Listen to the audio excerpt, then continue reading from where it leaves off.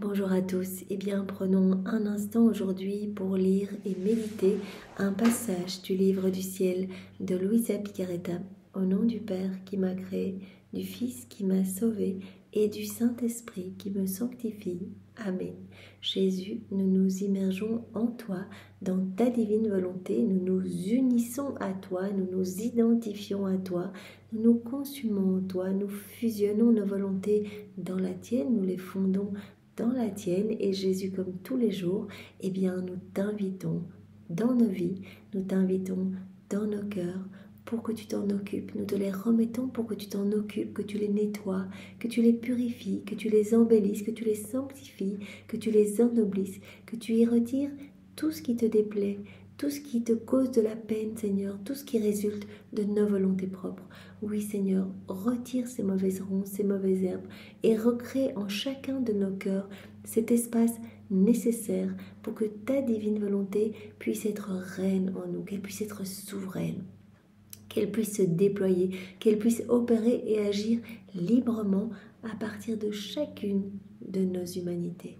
Seigneur, nous te le demandons, viens continuer ta vie en nous. Sers-toi de nos humanités, comme d'extension de ta propre humanité. Nous voulons être d'autres toi sur la terre aussi. Nous te donnons nos mains, viens sanctifier tous nos actes. Nous te donnons nos pieds, viens marcher à travers eux. Nous te donnons nos yeux, viens toi-même regarder dans nos regards. Imprime sur chacun de nos regards ta compassion, Seigneur. Viens respirer dans nos respirations. Viens parler à travers nos lèvres. Oui, divinise toutes nos paroles, Seigneur. Viens sanctifier notre écoute. Viens ordonner toutes nos pensées en toi, que nous ne pensions qu'à toi, Seigneur. Viens faire battre nos cœurs. Que tout soit fait par toi, Jésus, c'est toi qui agis, nous t'accompagnons, que tout soit fait pour ta gloire, celle de ton Père et celle de l'Esprit Saint, que nos vies soient des offrandes éternelles d'amour, de louange, de bénédiction, de réparation. Oui, Jésus, nous entendons réparer pour tout ce qui blesse ton cœur, t'offrir à chaque fois l'acte opposé à toutes ces offenses qui te déchirent ton cœur et qui déchirent celui de ta maman. Nous voulons être tes petites sentinelles d'amour. Nous voulons que nos cœurs soient pour toi des lieux de repos, des petits refuges où tu pourras déposer tes peines et tes amertumes. Oui, Seigneur, fais de nos cœurs des palais célestes. Rends-les beaux, Seigneur. Que nos cœurs soient pour toi des tabernacles. Que nos cœurs soient des tabernacles vivants pour ta divine volonté. Remplis-nous de toi à ras-bord, de ta présence, de ta lumière, de ton Esprit Saint. Marque-nous du sceau de ton divin fiat, Seigneur. Vraiment, nous voulons être de bons instruments entre tes mains. Alors fais de nous ce qui te plaira. Seigneur, nous ne voulons pas perdre notre temps ici-bas. Nous voulons que chaque instant puisse t'amener de la joie et te consoler, Seigneur. Fais-toi la sentinelle de notre cœur, Seigneur.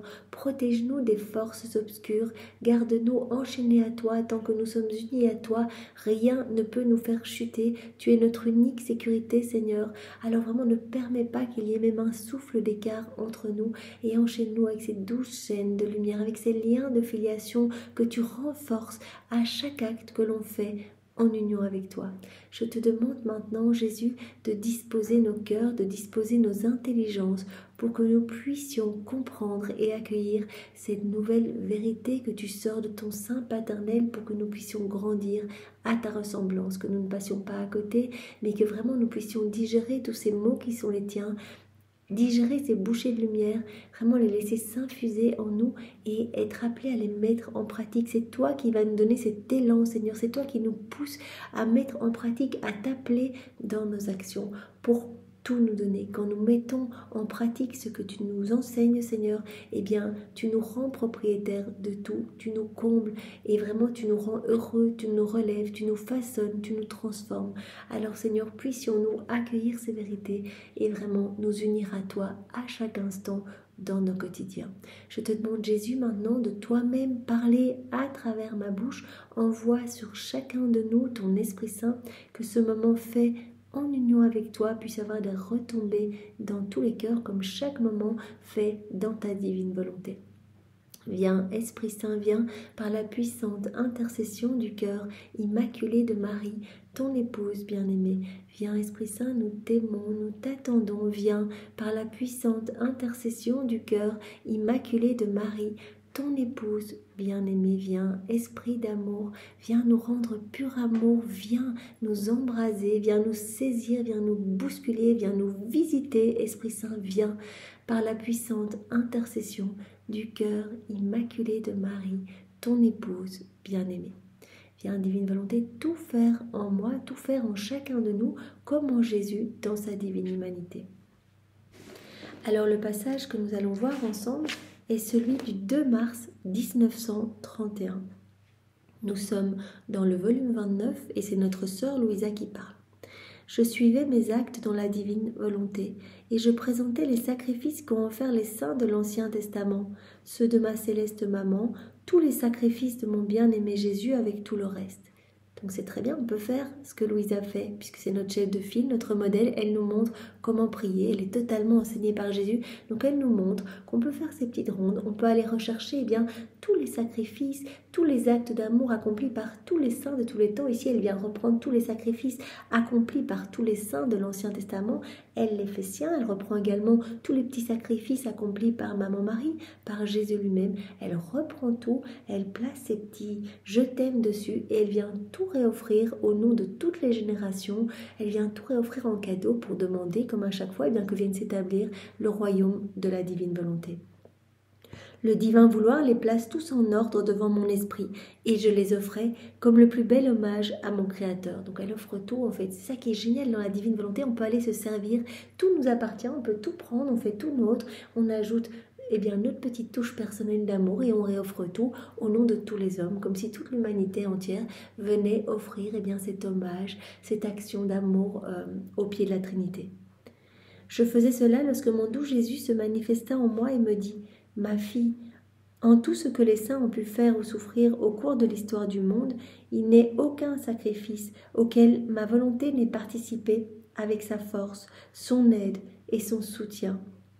Lorsque l'âme offre ses sacrifices à Dieu, en hommage de gloire, en rappelant la mémoire de ce sacrifice et de cette œuvre, ma divine volonté les reconnaît et accorde la vertu de redoubler la gloire de ce sacrifice. » Jésus dit, l'âme peut aller rechercher tous les sacrifices accomplis par des saints de tous les temps, ici en l'occurrence de l'Ancien Testament, et elle va rappeler la mémoire de ce sacrifice. Et à ce moment-là, la divine volonté va reconnaître ces sacrifices et elle va accorder la vertu de redoubler la gloire de ces sacrifices. Donc on offre quelque chose qui a été offert par des saints du passé, et la divine volonté va redoubler la gloire reçue par ces sacrifices. Un vrai bien ne cesse jamais d'exister ni au ciel ni sur la terre. Il suffit qu'une créature le rappelle et qu'elle l'offre. Donc on peut tout réactualiser, on peut tout réoffrir, on peut se servir absolument de tout. Voilà, reprendre les martyrs, les jeûnes, les mortifications, toutes les prières, tous les chapelets, les rosaires qui ont pu être faits vraiment par tous les hommes de tous les temps. Vraiment, on peut les reprendre et on offre à la Trinité tous ces cadeaux avec nos petits je t'aime, et en fait on redouble la gloire de tous ces sacrifices, de tous ces cadeaux. Il suffit qu'une créature le rappelle et l'offre, la gloire est renouvelée au ciel, et les effets de ce bien descendent sur la terre pour le bien des créatures. Donc non seulement la gloire est renouvelée pour la Trinité, mais des torrents de grâce vont être déversés dans tous les cœurs. Vraiment, il va y avoir des biens qui vont être déversés dans toutes les âmes. Les effets de ce bien vont descendre sur la terre pour le bien des créatures. De fait, n'est-ce pas le bref cours de ma vie sur la terre, qui est la vie de mon Église, qui la nourrit et lui sert de maître? Donc on peut tout aller rechercher et tout réoffrir à la Trinité. Pour un surcroît de gloire, donc vraiment la gloire est redoublée et des biens vont être distribués dans tous les cœurs. Je peux dire que ce sont mes souffrances qui la soutiennent, mon Église, et mes doctrines qui l'enseignent, afin que tout le bien que j'ai fait ne meure pas, mais continue à vivre, à grandir et à se donner à ceux qui le veulent. Voilà, c'est ce que Jésus nous dit. Et lorsque la créature se les remémore, elle se met déjà en rapport avec mes biens. Donc par exemple, quand on fait nos rondes dans l'œuvre de la rédemption, on se remémore les biens de Jésus. En fait, on réactualise dans la divine volonté, on va réactualiser ces biens. Donc, dans la divine volonté, c'est ça qui est magnifique, on peut se trouver vraiment au moment où c'est comme si cela se jouait devant nous, on peut se trouver au moment du baptême de Jésus, et c'est comme si Jésus était baptisé devant nous, on peut faire ce qu'on veut, rajouter ce que l'on veut dans le mystère, rajouter nos je t'aime partout dans chaque goutte d'eau du Jourdain, venir reprendre les paroles du Père, celui-ci est mon fils, aller les placer dans tous les cœurs. On peut prendre Jésus dans nos bras, on peut lui demander qu'il renouvelle vraiment notre âme, en fait, qui nous rende complètement lumière et amour. On peut renouveler le oui de notre baptême, on peut suivre Jésus après son baptême dans le désert, placer nos actes de louange, de bénédiction, d'adoration au nom de tous dans sa divine volonté sur chaque grain de sable. On peut offrir tous nos petits jeûnes, nos petits sacrifices qu'on unit à son jeûne de 40 jours, etc. Donc on peut tout réactualiser dans la divine volonté et tout vivre en union avec Jésus pour réparer. On s'unit à ses prières, on s'identifie à lui, on s'unit à ses réparations, on les offre au Père. C'est pour cela que c'est tellement important ces 24 heures de la Passion dont je vous parle tout le temps. On peut vraiment être avec Jésus à chaque instant de sa Passion et lui va redistribuer tous les fruits attachés à toutes ces heures de sa Passion, parce qu'on réactualise ces heures, la gloire est redoublée dans le ciel pour la Trinité et les biens attachés à toutes ces heures sont redistribués non seulement dans notre cœur mais dans tous les cœurs.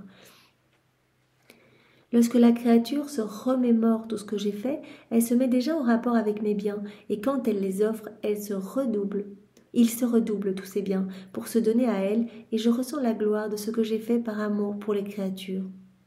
Donc quand on se souvient, directement on se met en rapport avec tous les biens attachés par exemple à tous ces mystères, et quand on les offre, on les fait nôtres, on ajoute nos petits je t'aime et on les offre, on réoffre les prières de Jésus, on réoffre ses souffrances, on offre son sang au Père, on offre ses prières, etc. Il y a ce redoublement de gloire et des biens qui sont distribués à profusion non seulement dans notre âme mais dans tous les cœurs. Celle qui œuvre dans ma divine volonté acquiert cette vertu de renaissance, et mon fiat se hâte d'y placer la semence de lumière qui possède la vertu de réanimer chaque instant et chaque acte. Voilà, on peut réactualiser chaque instant de la vie de Jésus, par exemple. On peut le faire nôtre, voilà, le rendre présent et y ajouter exactement ce qu'on veut. Et quand on fait des actes dans la divine volonté, nos actes vont avoir cette vertu de se multiplier à l'infini, vont se déverser. Donc nos actes vont devenir comme des soleils irradiants, des soleils infinis, des soleils divins en fait, qui vont pouvoir apporter des bienfaits dans tous les cœurs. Comme le soleil qui se lève pour chaque plant et chaque fleur, car il ne donne pas la même chose à tous. Donc ces actes seront tous distincts, vont donner une gloire distincte, mais une gloire parfaite, une adoration parfaite, un amour parfait à la Trinité. Il produit un effet sur le plant et donne une couleur à la fleur et à chacune une couleur distincte. C'est la même chose pour les actes accomplis dans ma divine volonté. Ils s'exposent aux rayons de mon soleil divin et reçoivent la semence de lumière qui fait se lever une variété de beauté et de couleurs distinctes. On agit dans la divine volonté, notre acte devient lumière. Vraiment, ce sont tous les rayons du soleil divin qui viennent investir notre acte qui devient magnifique. Et il se lève une variété de beauté et de couleurs distinctes dans chaque acte de la créature. Chaque acte va être différent, mais tous font partie de cet acte unique et éternel. Comme chaque élément de la création, nous pouvons remarquer qu'ils sont tous différents. Voilà, on va regarder les feuilles, les fleurs, les plantes, le vent, etc. Ce sont comme autant d'effets de cet acte unique et éternel d'amour. Autant d'actes distincts, mais qui font partie de cet acte unique. Il y a vraiment cette unité du divin vouloir. Et alors, Jésus rajoute ici, un acte en appelle un autre. L'âme qui vit dans la divine volonté va faire toute une série d'actes différents, mais qui vont se retrouver dans cette unicité, dans cet acte unique, et qui vont glorifier parfaitement la Trinité, qui vont être générateurs de lumière. En fait, c'est lumière divine, et cette lumière va toucher dans tous les cœurs. Et un acte va nous pousser à en faire d'autres en fait. Parce que le Seigneur va travailler notre cœur et à chaque fois, il le nettoie un peu plus. Dès qu'on s'unit à Jésus pour faire un acte dans sa volonté, eh bien, il vient arracher de notre cœur quelque chose qui résulte de notre volonté humaine pour y mettre quelque chose du ciel. Et donc, nous avançons et nous progressons de plus en plus, nous devenons de plus en plus pur amour, pure lumière, comme Jésus nous l'a dit. Et donc, nous nous gorgeons en fait de divin et la divine volonté a de plus en plus de souveraineté en nous, elle prend de plus en plus de place et donc elle va nous pousser continuellement à agir en fait, à poursuivre ces actes dans l'œuvre de la création, de la rédemption, de la sanctification, à nous unir à Jésus dans nos actions, à l'appeler dans toutes nos actions, etc. Donc un acte en appelle un autre. Ce qui veut dire c'est que ce que Jésus veut nous dire, c'est que c'est de plus en plus facile de faire des actes. Au début, eh bien c'est difficile, on va en faire quelques-uns par jour parce qu'il y a vraiment ce grand nettoyage à faire en nous. Mais au plus il y a de la lumière dans notre âme, au plus nous allons être poussés presque comme une deuxième nature à aimer, louer continuellement, à bénir, à réparer au nom de tous, à appeler Jésus dans toutes nos actions. De sorte que celle qui vit dans ma volonté avec la semence de lumière réanimée me donne toujours des choses nouvelles et demeure toujours dans l'acte de réanimation de l'amour, de la gloire et de la vie de son Créateur. Donc quand on parle de réanimation, elle peut réactualiser absolument tout, comme Louisa ici qui reprend les sacrifices des saints. C'est comme si elle les réactualisait, elle les fait siens, elle ajoute ses petits je t'aime, elle les réoffre à la Trinité, où elle vient reprendre tous les actes d'amour de Maman Marie, tout ce qu'elle a accompli dans la divine volonté depuis la seconde 1 de sa conception jusqu'à son Assomption. Elle fait tout sien, elle ajoute ses petits je t'aime, elle réoffre tout. Donc voilà, comme ce que Jésus nous dit ici, l'âme vivant dans la divine volonté me donne toujours des choses nouvelles et demeure toujours dans l'acte de réanimation de l'amour, de la gloire et de la vie de son Créateur. Après quoi j'ai continué mes actes dans la divine volonté et je voulais tout embrasser afin de placer toute chose créée dans mon adoration, mon amour, ma gratitude pour celui qui m'avait tant aimé et qui avait créé tant de choses par amour pour moi. Et mon doux Jésus ajouta, donc elle est toujours en train de faire sa ronde, et là elle veut prendre toutes les choses créées pour aller placer ces petits je t'aime partout, en remerciement, en action de louange, de bénédiction et d'amour pour son Créateur qui lui a tout donné. Elle veut vraiment manifester à la Trinité qu'elle voit cet amour partout, et elle veut y répondre au nom de tous les hommes qui n'y répondent pas. Ma fille, grand est l'amour de mon fiat pour celle qui vit et œuvre dans ma divine volonté, lorsqu'il voit la petitesse de la créature qui va vers toutes les choses créées pour y mettre ses petits actes, ses petits je t'aime, afin de dire que non seulement elle aime cette divine volonté, mais qu'elle veut reconnaître tous ses actes comme autant de gages d'amour. Quand on fait ces rondes, non seulement on dit à la divine volonté je t'aime, on dit à la Trinité je t'aime, mais aussi on reconnaît chaque élément de la création, par exemple tous les actes de la divine volonté, on les reconnaît comme des gages d'amour de Dieu pour nous et on y répond au nom de tous. L'amour fait se lever un autre amour et mon vouloir accorde à l'âme les droits des biens divins. On le sait, on va tout recevoir quand on vit dans la divine volonté parce que tout a été fait. Toute la création, toutes les merveilles, tout a été fait pour l'homme vivant dans la divine volonté. D'ailleurs, Jésus nous l'a dit dans d'autres passages, les âmes qui utilisent les éléments de la création, donc vont cueillir des fleurs pour décorer leur maison, vont bronzer au soleil pour leur satisfaction, vont se nourrir des fruits, du poisson de la mer, etc. Mais sans reconnaître mon amour, sans vivre dans ma divine volonté, ces âmes sont comme des usurpatrices en fait, des voleuses. En fait, Jésus nous dit que tout a été fait, tout a été prévu pour l'homme vivant dans la divine volonté, toujours l'homme dans cette réciprocité d'amour. Donc Jésus nous appelle à revenir à cette place pour tout nous donner, nous rendre propriétaires de tout. L'âme qui vit dans la divine volonté va recevoir les droits sur tous les biens divins. Ainsi, chaque acte accompli par la créature est un droit qu'elle acquiert sur les biens de son Créateur. Chaque acte qu'elle va faire, elle acquiert de nouveaux droits sur son Créateur. Elle va acquérir sur les biens de son Créateur. Donc on le sait, on va faire par exemple nos rondes, il y a des petits cadeaux cachés partout, la divine volonté se trouve à l'œuvre partout dans ces éléments créés, la divine volonté est la narratrice de l'amour de Dieu et la divine volonté va conserver les attributs divins, des qualités divines dans les éléments de la création. Quand on va faire nos petites rondes, vivre dans la divine volonté, reconnaître cet amour partout, on va recevoir ces cadeaux. La créature vivant dans la divine volonté va avoir le droit d'acquérir tous les biens de son Créateur. Elle va être vraiment propriétaire, elle va reprendre cette place d'enfant de Dieu en fait, d'enfant légitime, de fils et de fille de Dieu. Donc tout va lui appartenir. C'est donc de droit qu'elle se sent aimée par l'être suprême, car elle a placé son amour dans l'amour éternel et elle a acquis le droit d'être aimée. Donc elle acquiert tout de droit en fait. Elle reprend cette place.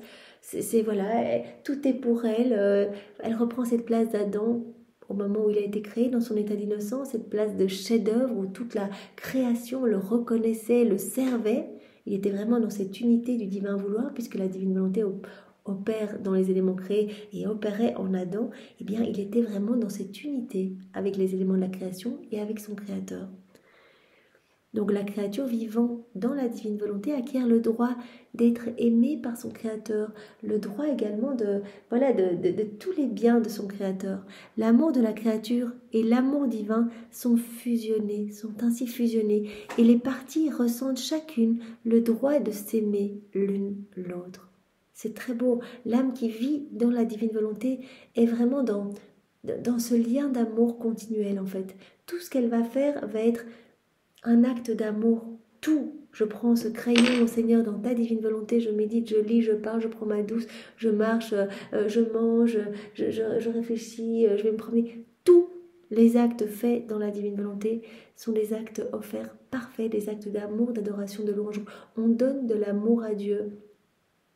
Et Dieu nous redouble encore d'amour, parce que Dieu ne peut pas se laisser vaincre en amour. Donc dès qu'on lui donne de l'amour, en plus c'est un amour parfait, on offre Dieu à Dieu, puisque vraiment ces actes deviennent divins, éternels, et bien directement, Dieu va redoubler encore de grâce, de cadeaux, de bénédictions, et vraiment notre âme va prendre le maximum qu'elle peut, mais cela va déborder partout de notre âme, et ces débordements vont repartir en action de louange, de bénédiction et d'amour, donc il nous sera de plus en plus facile de nous unir à Jésus. Et donc cela va être comme une deuxième nature pour nous, d'être vraiment dans ce retour d'amour continuel, et on va recevoir chaque fois plus et redonner, et bien sûr avec des débordements de grâce et de bénédiction pour tous les hommes de tous les temps. C'est de plein droit que la créature reçoit la lumière du soleil, respire l'air, boit l'eau, se nourrit des fruits de la terre et ainsi de suite. Voilà, elle est propriétaire, tout a été fait pour l'âme vivant dans la divine volonté. Donc c'est de plein droit qu'elle se sert, qu'elle peut manger les fruits, qu'elle peut respirer, etc. Ou comme elle est grande cette différence, la différence de celle qui jouit de droit des biens divins, elle peut être appelée fille alors que les autres ne sont que servantes. Voilà, reprenons cette place d'enfant de Dieu où tout nous est donné. Nous allons acquérir ces droits sur absolument tout. Et la créature qui détient ces droits nous donne l'amour d'un enfant, un amour désintéressé. Voilà, Jésus nous en a déjà beaucoup parlé. L'âme qui vit dans la divine volonté ne va rien demander pour elle-même. Elle va vouloir continuellement glorifier la Trinité et aimer. En fait, c'est un amour désintéressé. Jésus, je t'aime parce que vraiment... Tu es merveilleux, je veux te consoler, je veux te donner la gloire, l'honneur, les adorations, les louanges que les hommes ne t'ont pas données depuis la chute d'Adam. Je voudrais te donner tout ce que les hommes auraient dû te donner s'ils n'avaient pas quitté ta divine volonté. On ressent le besoin de donner parce qu'on se sent rempli en fait. Puisqu'on est propriétaire de tout, on ne va pas commencer à aller grappiller, supplier pour des petites grâces puisque tout nous appartient. On reçoit les droits sur tout. On reçoit les droits sur tous les biens du ciel.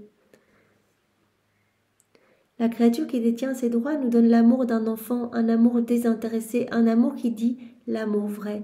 Vis par conséquent toujours dans ma volonté, afin de ressentir en toi tout l'amour de la divine paternité. Voilà, au plus on va se plonger dans la divine volonté, au plus ces liens de filiation vont vraiment se renforcer. Ça, Jésus nous l'a dit, mais je vous enchaîne de plus en plus, mais ce n'est pas des chaînes qui vont vous maintenir prisonniers. Voilà, comme ces chaînes que Satan nous met, où on est esclave de nos péchés, de nos mauvaises tendances. Jésus, lui, il nous veut libres. La liberté des enfants de Dieu, et il nous enchaîne mais avec ces douces chaînes d'amour, on se sent de mieux en mieux. Vraiment, il n'y a pas de mots dans la divine volonté. MAUX, il n'y a que du bien, que de la joie, que tous les bonheurs célestes, toutes les béatitudes, etc. Et Jésus veut tout nous donner. Donc il suffit que nous nous unissions à lui et lui va opérer ce travail. Donc notre seul devoir, quelque part, c'est de lui donner notre oui continuellement. Oui le matin, dans nos actes préalables, oui tout au long de la journée, oui Seigneur, voilà je t'appelle, viens faire ça avec moi, viens faire ça en moi, viens divine volonté regarder à travers mes yeux, viens divine volonté faire circuler mon sang, faire travailler mes organes, viens divine volonté tout faire en moi. Merci Seigneur, c'est tellement riche, c'est tellement beau, tu nous veux vraiment, voilà les chefs-d'œuvre, tu nous veux heureux, tu veux tout nous donner alors que nous puissions répondre à ton plan d'amour et nous laisser façonner par tes mains divines. Je vous propose de continuer maintenant avec le passage suivant, celui du 6 mars 1931, toujours uni à toi Jésus dans ta volonté, bien divine volonté, parler à travers ma bouche, comprendre, réfléchir, méditer en moi divine volonté. Je continue de vivre dans l'amertume de mon état présent. La pensée que mon bien-aimé Jésus fait pleuvoir des calamités et que les gens sont nus et affamés me torture. Et l'idée que mon bien-aimé est resté seul dans sa souffrance et que je n'y participe plus avec lui est pour moi un tourment. Rappelons-nous, nous avons vu hier que Louisa traverse pour le moment les mois les plus difficiles de sa vie parce que des prêtres remettent en question ses écrits et commencent à essayer de cadrer même ses souffrances et veulent la mettre sous l'obéissance d'un autre prêtre, veulent lui envoyer des médecins, etc. Donc elle dit, je souffre tellement Jésus que je te demande d'être suspendu, non pas que je ne veuille plus souffrir pour toi. Louisa, elle n'a jamais rechigné devant une souffrance, au contraire même, elle en demandait toujours plus, parce que, pas pour souffrir, mais pour soulager Jésus. Tellement elle aime Jésus. Elle s'est offerte en âme victime pour que Jésus puisse déposer ses amertumes, ses peines, le trop-plein de ses souffrances en Louisa et qu'ainsi il ne déverse pas sa justice sur les hommes. Donc elle s'est vraiment offerte pour souffrir tout. Et là, nous l'avons vu ces derniers jours, elle a demandé cette suspension et Jésus a dit, puisque les hommes me forcent à te suspendre, parce que c'est la situation qui me force à suspendre cet état qui me plaisait tant, parce que être vraiment dans cette souffrance voulue, c'est ce qu'il y a de plus puissant sur le cœur de Dieu. Donc quand on accepte, on veut toutes les souffrances que Jésus veut nous partager, c'est ce qui touche le plus le cœur de Dieu et c'est ce qui arrache des châtiments des mains de Dieu. Et donc Jésus dit, voilà, ces âmes qui me forcent à te suspendre quelque part, vu la situation, rencontreront, parce qu'ils agissent dans ma volonté permissive. Jésus nous avait fait la distinction entre la volonté voulue, sa volonté voulue, ce qu'il veut, et sa volonté permissive, ce qu'il est contraint d'autoriser, de permettre. Il dit, voilà, quand on agit dans ma volonté permissive, on va rencontrer mes châtiments, on va rencontrer ma justice. Il y a toujours ma justice quand on agit dans la volonté permissive. Et donc ici, Louisa a dit, voilà, tu souffres tout seul, Jésus, je peux même plus te soulager et je vois tous ces châtiments qui se déversent, je vois comme elle dit ici, les gens qui sont affamés, etc. Et ça me torture complètement. Et l'idée que mon bien-aimé est resté seul dans sa souffrance et que je n'y participe plus avec lui est pour moi un tourment. Il me semble que Jésus veille à ne pas me laisser tomber dans les souffrances comme avant et qu'il cache toutes les souffrances en lui-même pour me laisser libre. Et en me voyant affligée, il me semble que son amour intense lui fait mettre ses souffrances de côté pour se tourner vers mon affliction et me dire, voilà, quand Louisa, elle souffre, Jésus souffre avec elle. Elle souffre en fait de la peine de voir ses frères et sœurs qui sont sous la justice, dans les châtiments. Elle souffre de voir Jésus souffrir tout seul. Et donc, quand elle souffre, Jésus souffre avec elle. Et il cache toute son amertume pour venir la soutenir et la consoler. Ma fille, courage, dont Jésus t'aime toujours et son amour n'a en rien diminué. Et cela parce que ce n'est pas toi qui m'as refusé la souffrance, ce n'est pas toi, c'est la situation qui m'a contraint à suspendre ton état de victime. Non, ma fille n'aurait jamais fait cela, et c'est eux qui l'ont forcé. Et moi, pour te donner la paix et te faire voir que c'est bien moi qui t'ai maintenu durant tant d'années dans cet état de souffrance, que ce n'était ni une maladie, ni une cause naturelle, mais ma bonté paternelle qui voulait avoir une créature qui pourrait compenser pour mes souffrances sur la terre, et cela pour le bien de tous. Voilà, Jésus dit, je t'ai suspendu et tu vois donc bien que pendant ces 46 années, c'est moi avec ma bonté maternelle qui t'ai partagé mes amertumes, tes états de pétrification. Louisa, eh bien, elle sortait de son corps, elle était comme dans une espèce de coma de pétrification et vraiment elle devait être sous l'obéissance d'un prêtre qui, en la bénissant, eh bien, la ramenait entre guillemets à la vie. Et donc Jésus a dit, ce n'était pas une maladie, ce n'était pas quelque chose... voilà, quelque chose, comment il dit cela? Voilà, ce n'était pas une cause naturelle, mais c'était ma bonté paternelle, c'était moi qui te maintenais dans cet état de souffrance dans ton lit, cet état, voilà, où Louisa ne s'est pas alimentée pendant de nombreuses années, elle s'alimentait juste de l'Eucharistie. Donc, c'était ma bonté paternelle qui voulait avoir une créature qui pourrait compenser pour mes souffrances sur la terre. Jésus, eh bien, a utilisé l'humanité de Louisa pour continuer ses souffrances. Il continuait à souffrir en Louisa, donc il lui partageait ses peines. Cela pour le bien de tous. Et maintenant, ils m'ont obligé à cause de leur exigence à faire cesser tes souffrances en te faisant faire une pause. Cela montre clairement que c'était ton Jésus qui était l'auteur de ton état. Puisque tout s'est arrêté du jour au lendemain, tu vois bien que c'était moi qui gérait tout ça en toi, en fait, qui autorisait tout cela en toi. C'est un cadeau d'amour, un cadeau de prédilection que je te faisais. Hein. C'est vraiment mon amour paternel qui voulait avoir... une créature qui pourrait compenser pour toutes mes souffrances sur la terre. C'est ce que Jésus nous dit. Cela montre clairement que c'était ton Jésus qui était l'auteur de ton état. Mais je ne peux pas cacher ma douleur qui est si grande que je peux dire que les créatures ne m'en ont jamais causé de semblable dans toute l'histoire du monde. Voilà, Jésus, quelle souffrance en fait. Parce que il avait vraiment besoin de Louisa eh bien, comme exutoire pour déverser son amour. Louisa eh bien, qui acceptait tout, qui s'offrait et qui se laissait vraiment, eh bien, même qui acceptait des souffrances terribles. Tout était volontaire. Et donc cela vraiment amenait un grand soulagement à Jésus. Jésus dit, mais quelle souffrance on me fait à me contraindre de te suspendre de ton état d'âme victime. Mon cœur est si déchiré par cette douleur que je suis forcée de te cacher la profonde déchirure pour ne pas accroître ton amertume. Et en voyant l'indifférence de certains, et tu sais qui ils sont, qui se comportent comme s'ils ne m'avaient rien fait, cela augmente ma douleur et oblige ma justice à poursuivre cette pluie de calamités.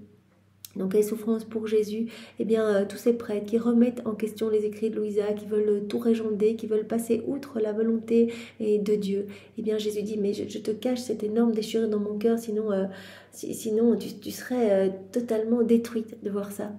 Ma fille, je te l'ai déjà dit, s'il faut que je te suspende un seul mois de ton état de souffrance, ils verront combien de châtiments s'abattront sur la face de la terre. Donc c'est vraiment Louisa qui retenait tous les châtiments.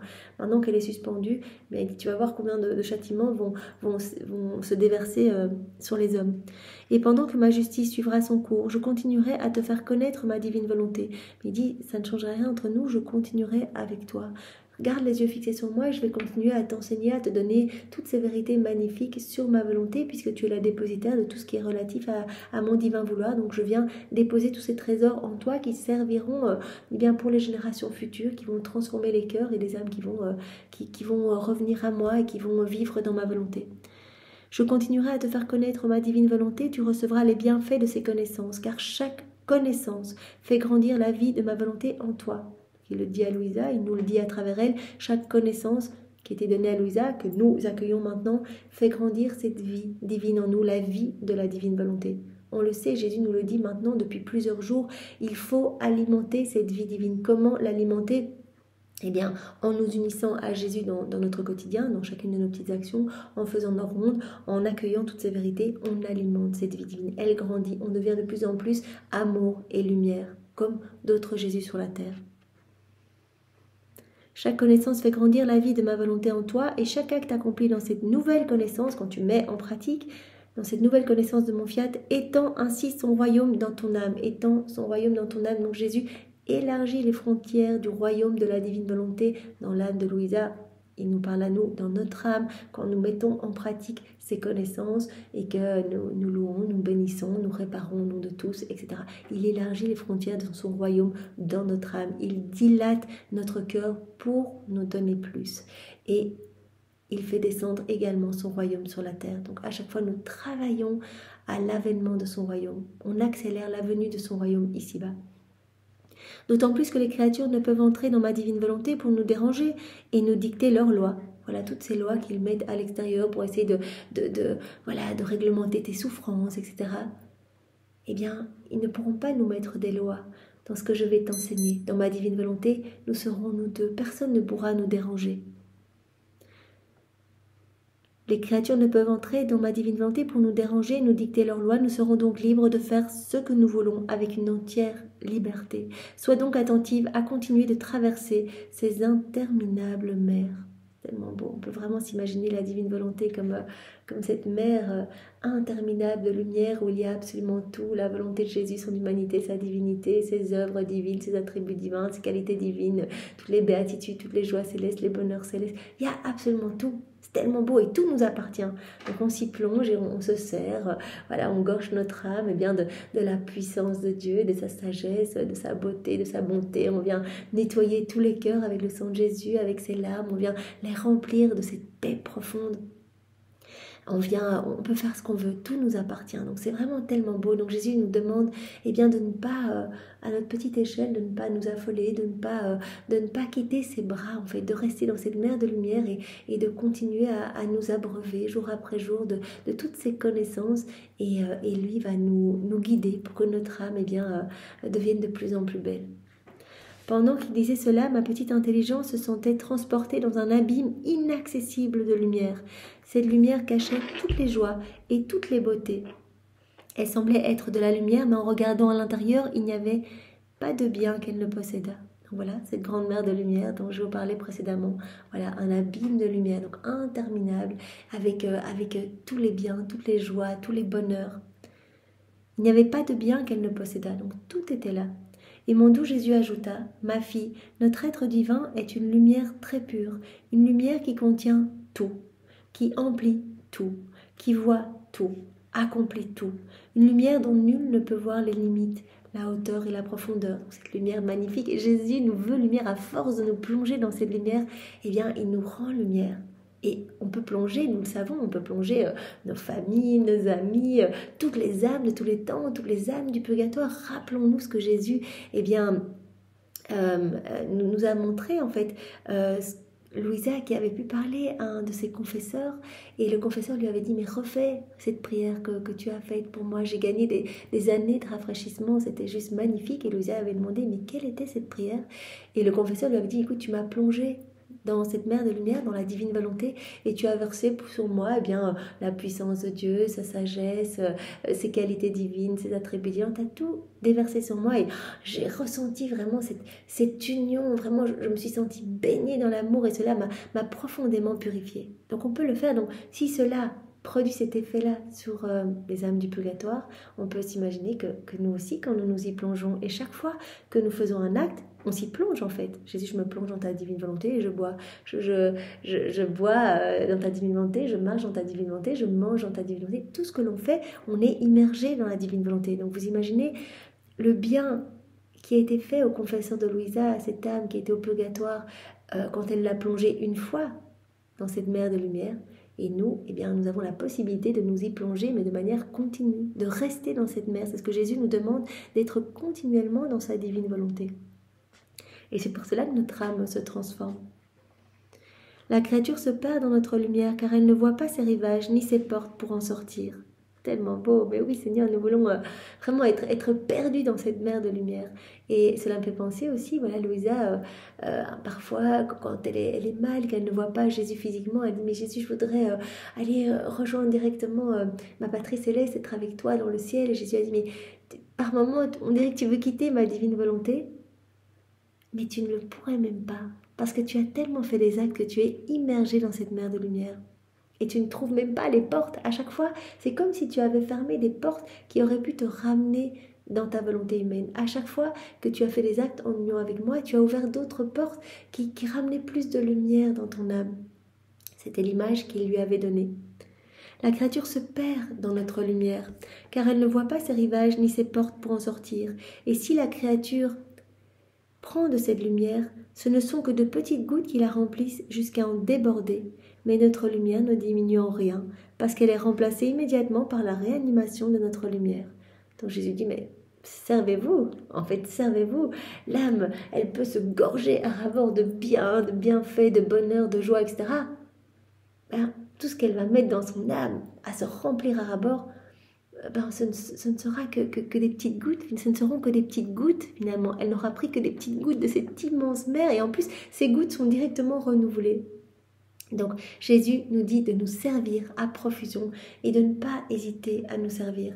Voilà, c'est comme cet exemple qu'il nous avait donné le papa qui veut tout donner à ses enfants et puis les enfants finalement ne prennent rien du tout et vivent malheureux, vivent en haillons. Ou alors encore ce roi qui avait mis à disposition de son peuple un coffre rempli de pierres précieuses, d'or, etc. en disant mais servez-vous, je veux que vous soyez bien, je veux que vous soyez heureux, que vous ne manqueriez de rien. Et puis il revient quelques jours après et il voit que les gens sont toujours aussi malheureux, toujours aussi pauvres, à gratter dans la terre pour essayer de manger des petites pousses d'herbe, etc. Il dit mais c'est pas possible, je leur ai même dit qu'ils pouvaient tout prendre et que je remettrais au fur et à mesure, mais de manière illimitée. Et il arrive et il voit que presque rien n'est parti du coffre, en fait, il y a juste 2-3 pièces qui ont été prises. Et donc, quelle tristesse, en fait, quelle ingratitude quand tout est pour nous, que vraiment tout est cadeau pour nous, que Dieu veut tout nous donner et nous veut heureux, et que nous, on ne prend rien, et qu'on est en haillons misérable, à mendier après une petite grâce, à vraiment nous empêtrer dans nos volontés humaines, à remplir nos âmes de noirceur, à rendre la volonté divine en nous esclaves de nos volontés propres, à l'écraser sous des décombres pas possibles. Mais quelle tristesse, quelle ingratitude pour notre Seigneur. Donc remplissez-vous. Aujourd'hui, Jésus nous demande de venir nous servir, de nous plonger dans sa volonté, de nous servir même si voilà, on a l'impression qu'on se remplit, etc. Il y aura toujours autour de nous, puisque cette mer est illimitée et qu'on ne prend que des petites gouttes qui sont immédiatement, comme dit Jésus ici, remplacées, réanimées.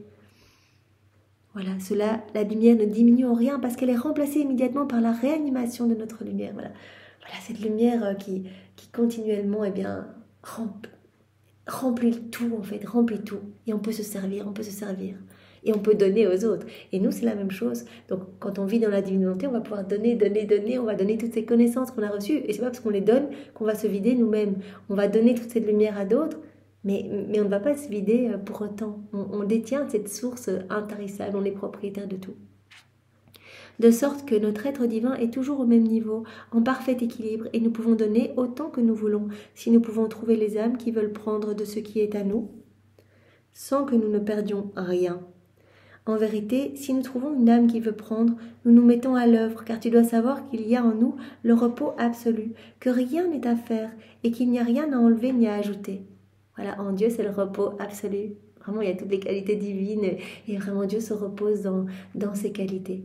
Mais quand une âme veut vivre dans la divine volonté, directement, Dieu se met à l'œuvre dans cette âme, en fait, se met au travail dans cette âme.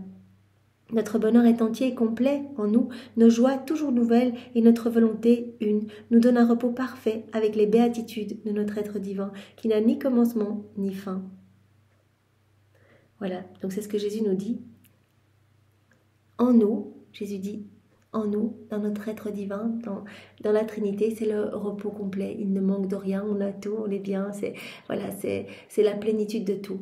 Mais nous nous mettons au travail en dehors de nous, dans les âmes, pour les transformer, pour les embellir, etc. Et nous nous mettons aussi au travail. Jésus a dit, je suis la divine volonté. Ma divine volonté, elle est au travail partout dans les éléments de la création, pour les renouveler, pour conserver les attributs divins partout, etc. Voilà. Notre bonheur est entier et complet en nous, nos joies toujours nouvelles et notre volonté une nous donne un repos parfait avec les béatitudes de notre être divin qui n'a ni commencement ni fin. De sorte que cet abîme de lumière que tu vois contient un abîme de joie, de puissance, de beauté, d'amour et de tant d'autres choses. Voilà, Dieu se repose dans ses qualités divines, dans cet abîme de lumière, de joie, de beauté, de puissance, de tout. Et nous, dans notre félicité, nous reposons dans ces qualités divines parce que l'on peut appeler vrai et absolu un repos où rien ne manque et auquel rien ne doit être ajouté. Au lieu de notre divinité, c'est notre travail qui va au champ. Et ce champ, c'est les créatures. L'âme qui veut vivre dans la divine volonté, directement, Dieu va être à l'œuvre dans cette âme. La divine volonté va être au travail dans cette âme. Ce champ, c'est les créatures. Ces mêmes divines qualités qui en nous donnent le repos, en dehors de nous, sont à l'œuvre. Et nous mettons alors notre volonté à l'œuvre pour le bien des créatures. La divine volonté est à l'œuvre non seulement dans l'âme vivante, dans la divine volonté, mais est à l'œuvre partout pour le bien de toutes les créatures, pour se donner dans chaque élément, par exemple, de la création. Voilà. Le divin fiat que nous mettons à l'œuvre dans la création, nous sont sorties toutes choses, qui ne quittent jamais son travail et œuvre sans cesse. Il œuvre à la conservation de toutes choses, un labeur qui veut être connu, qui veut régner, un labeur qui amène d'autres âmes à la lumière du jour dans le monde où il forme ses admirables desseins pour y développer son œuvre et pouvoir toujours travailler.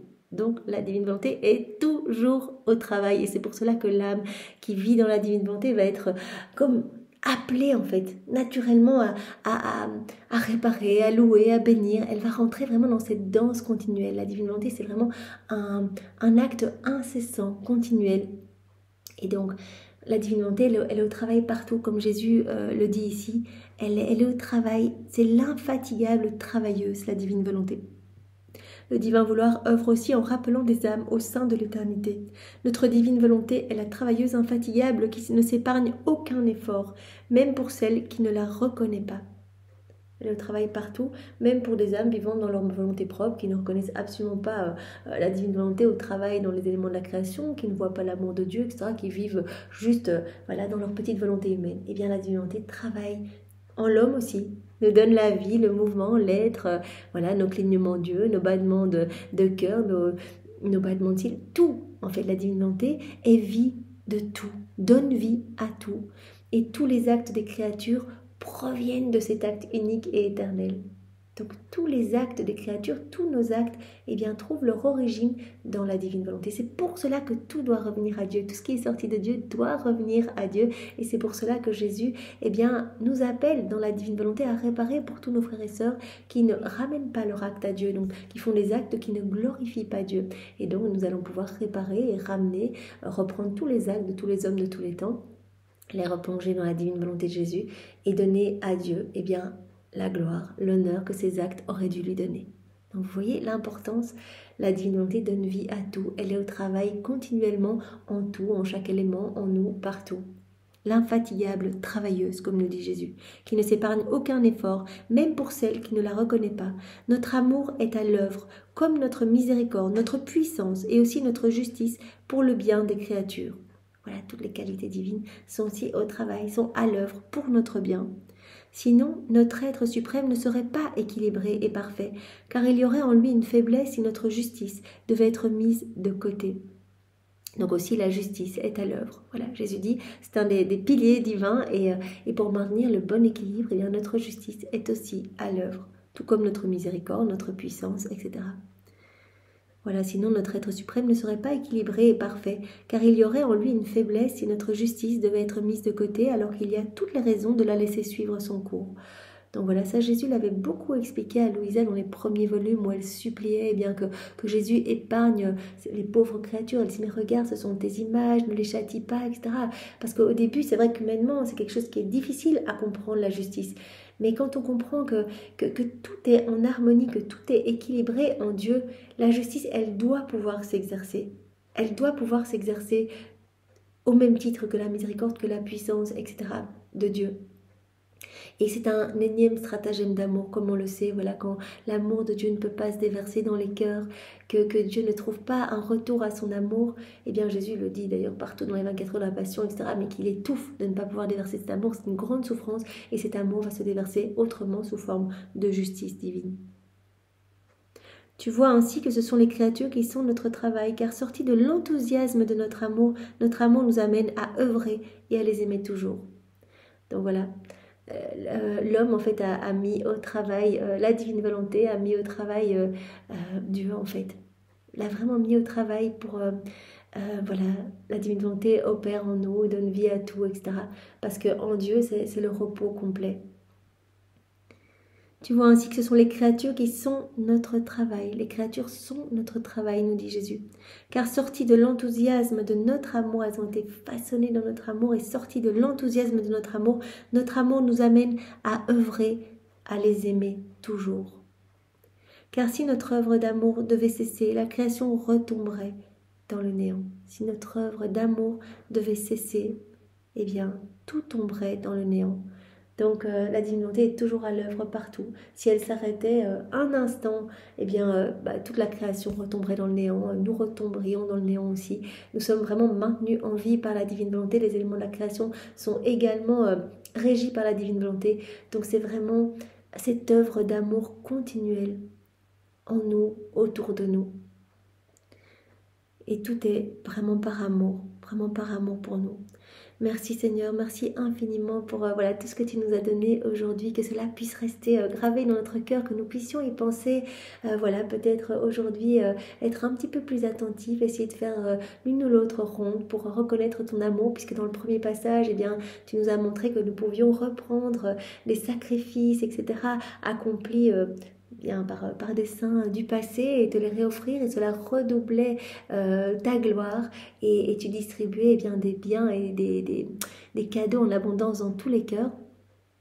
Ici tu nous montres bien que vraiment nous pouvons voir ton amour partout et y répondre, vraiment voir ta divine volonté à l'œuvre partout, et t'en remercier, te louer, te bénir, et placer voilà, nos petits actes de louange et de bénédiction partout.